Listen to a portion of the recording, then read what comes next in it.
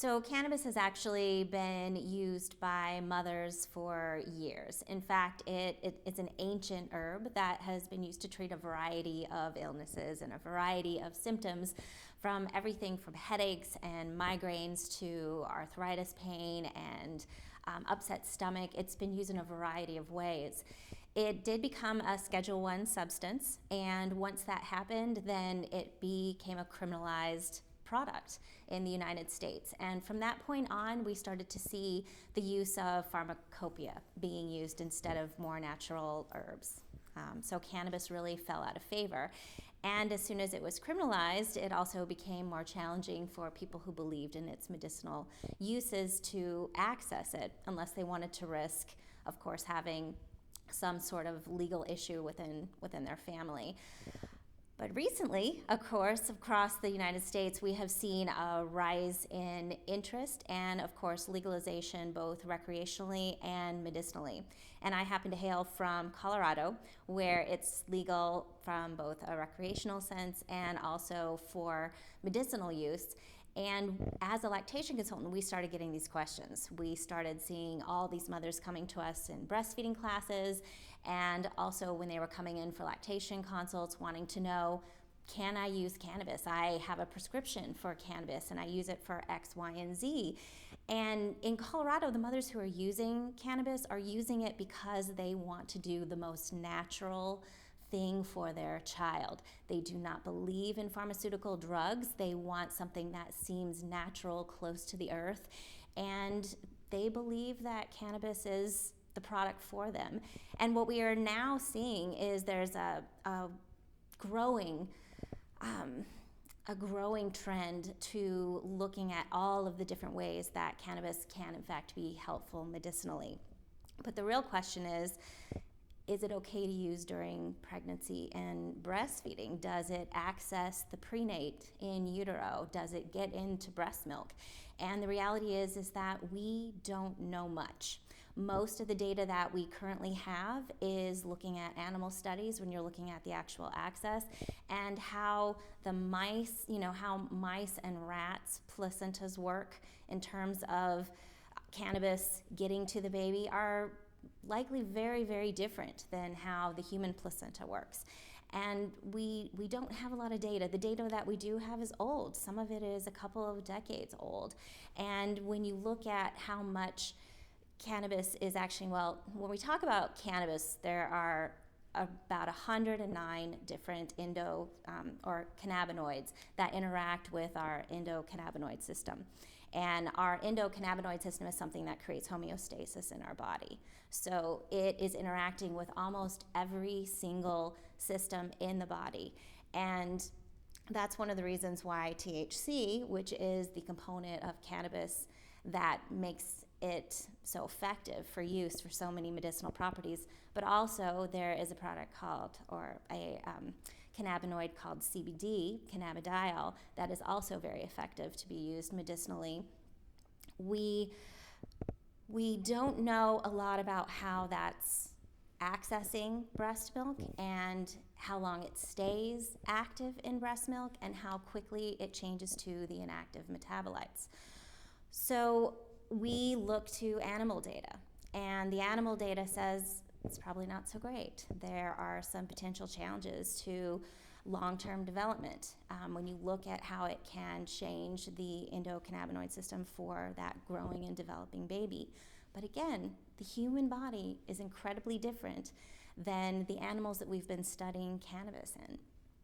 And so there's just a wide gap between what we know, what we think we know, and how we are treating families who are trying to do the best for themselves and for their babies based on what we really don't know.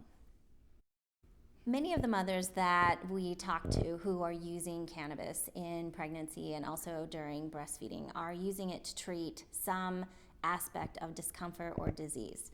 So sometimes women are using it for discomforts that they may have in pregnancy. For example, nausea. It is a great medication to use for nausea. In fact, I believe it was in the 1980s when we started to see a rise in HIV. That's really where cannabis started to get its popularity again in the United States, in San Francisco, when it started to be used to treat the severe nausea symptoms.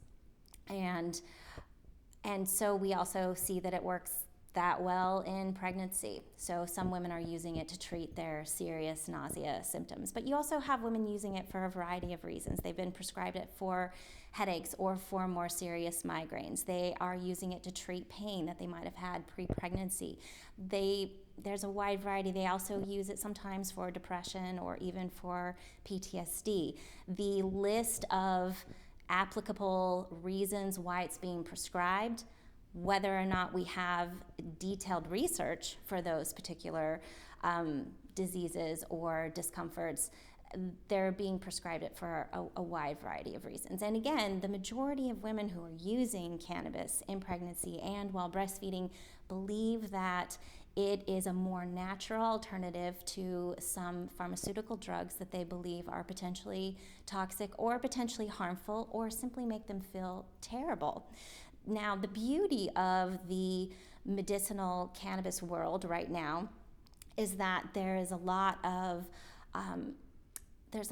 tinkering going on with cannabis. So you can actually get cannabis that has very low THC, which is the psychotropic portion of cannabis, and it is high in something called CBD. So those types of products are commonly used for example, children who have epileptic seizures, or sometimes the CBD is used for people who have chronic pain. They'll use CBD. THC is good for other different types of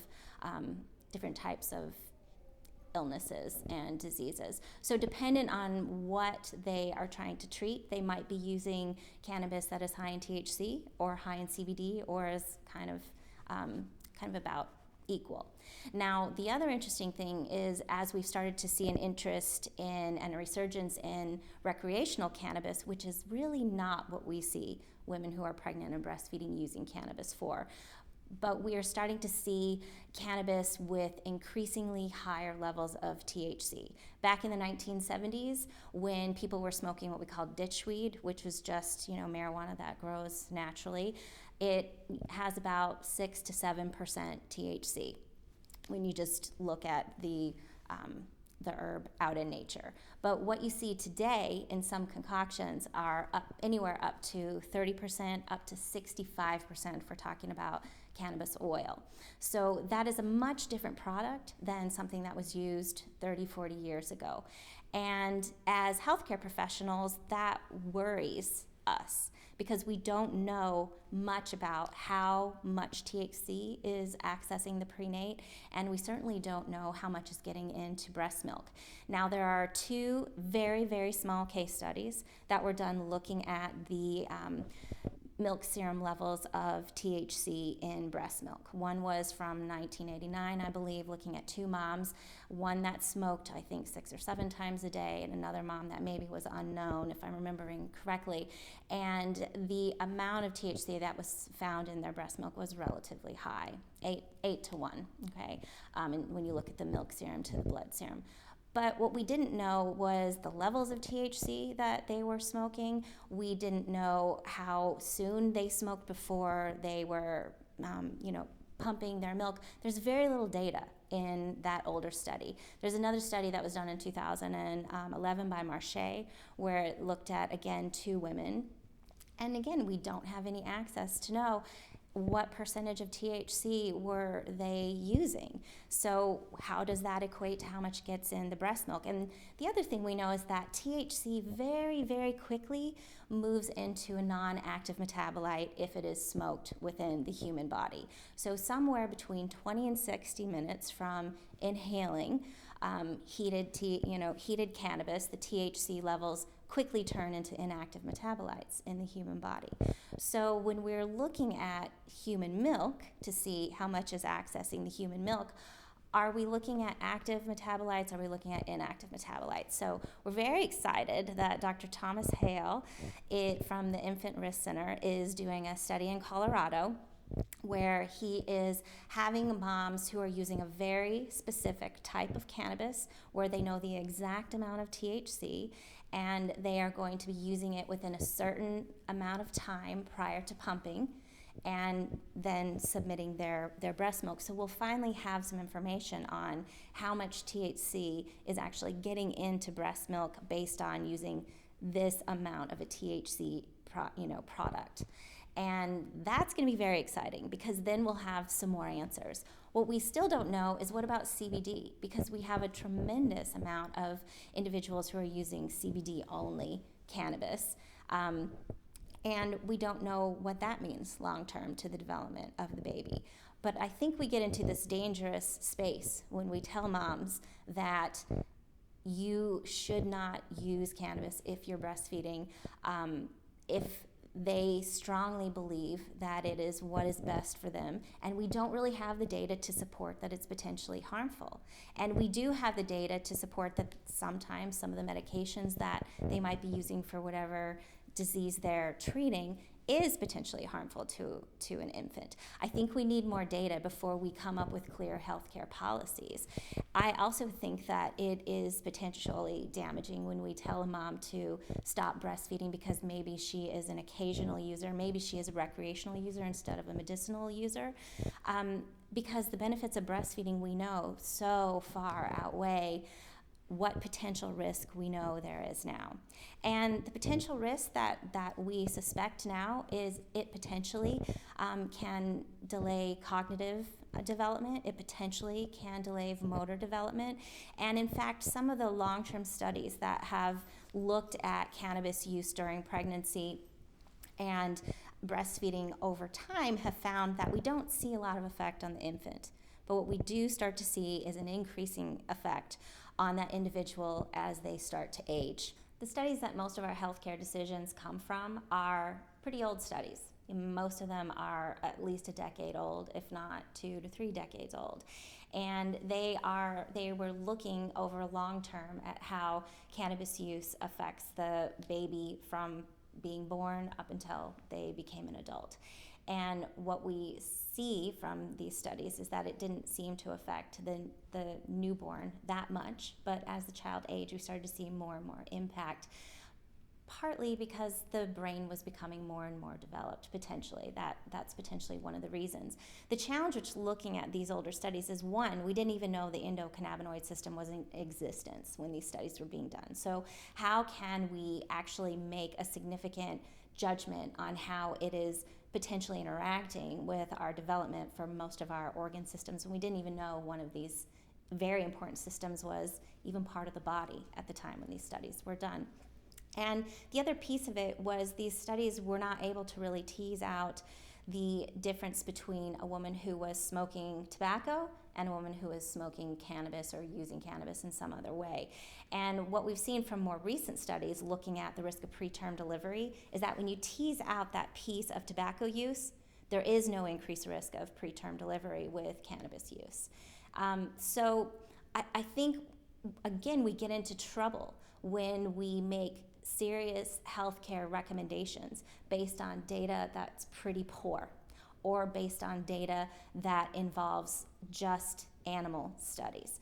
Now, there is potential harm, and I think parents do need to be educated on the potential risk to their child, particularly if they're chronic users, and particularly if they are smoking and then immediately breastfeeding their child, or if they are ingesting cannabis, because cannabis, when ingested, the THC levels can stay higher in the body for a much longer time than they are when we smoke marijuana.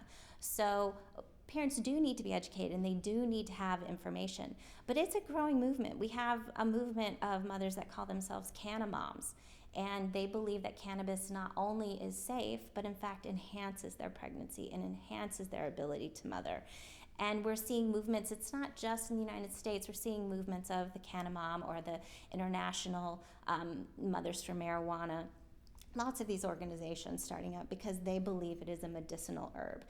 And we want to make sure that we're counseling, but we're counseling appropriately. And right now, most of the major breastfeeding organizations say that we should make sure to counsel moms on potential risks, but that they should still continue to breastfeed, because the risk of not breastfeeding is so risky.